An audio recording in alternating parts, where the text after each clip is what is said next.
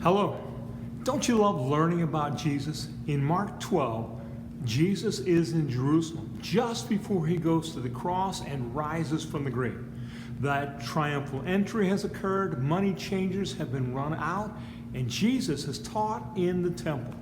There is this moment as Jesus is in the temple, he is doing what we would call people watching. In Mark 12, beginning in verse 41, sitting across from the temple treasury, he watched how the crowd dropped money into the treasury.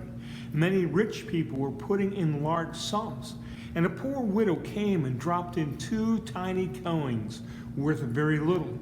Summoning his disciples, he said to them, "I assure you, this poor widow has put in more than all those giving to the temple treasury.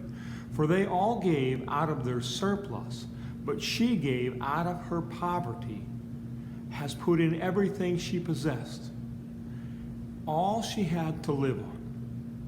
Jesus was watching the people as they gave money at the temple. How many of you have a piggy bank or someplace where you keep your money? If you had an opportunity to give money to God's work, would you give it all or just the extra? That's a tough question. This poor lady gave all she had.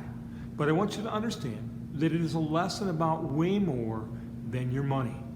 When given the opportunity to be committed or give to God with our time, talent, possessions, or money, what do we give?